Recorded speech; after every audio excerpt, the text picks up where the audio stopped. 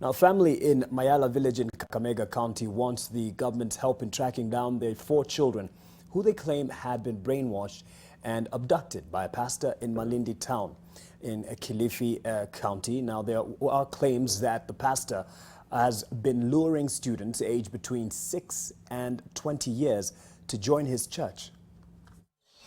Benson Mutimba and his wife Esther Okungu have been having sleepless nights for the past 3 weeks. They have no idea where their 4 sons are after they disappeared from home in Kakamega.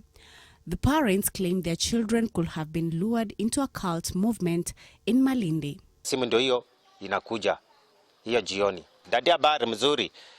Tuko Kakamega kwa forest, tumeanza maombi ya kwenda mbinguni. Naambia maombi gani ya kwenda mbinguni hiyo? Kwani maombi lazima maombi kwa forest? Tunaomba kwa nyumba na maombi inaenda mbinguni.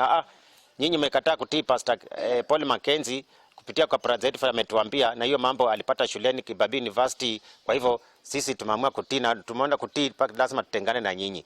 They claim their eldest son Felix Ndeta, a 23-year-old first-year student at Kibabii University pursuing a bachelor's degree in mathematics, was the first of the 4 children to be converted by the Malindi pastor. He is then said to have convinced his younger brothers to join him. The pastor preaches in one of the local television channels. Alafu siesi makoha na kuomba kweli sisi tunapeleka watoto wasome shule, vinasema tupeleka watoto. Kama tulikuwa tunapeleka watoto kwa shule na pastor anatuma maagent wake kwa shule kuja kunasa watoto na kuharibu watoto, kuwadanganya dunia inaisha, masomo ni mbaya, kazi ni mbaya. 2 of the younger brothers are in class 7 while the other brother is in class 5 at the Mumia Central Primary School.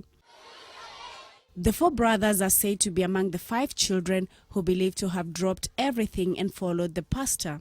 Wakakuja wakamforce kumshika na anasema, ananiambia ati wewe umeniletea mapolisi washika. Sasa unaona kuja na polisi sasa ndio utaniweza mimi. Sasa umeharibu kabisa. Kama umekataa kusikia injili yangu kwenda mbinguni, na wenye watoto wamekwambia tukuje na mke wako na watoto wako mkuja hapa mhubiri neno la kwenda mbinguni, na unaniletea mapolisi, acha tuone penye tutapelekana na mapolisi. They only left behind a letter explaining their reasons.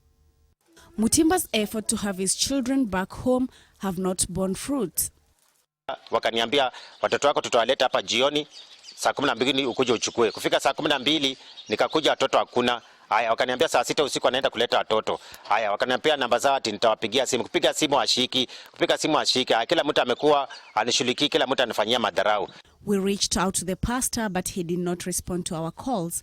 Malindi OCPD was also not available for comment.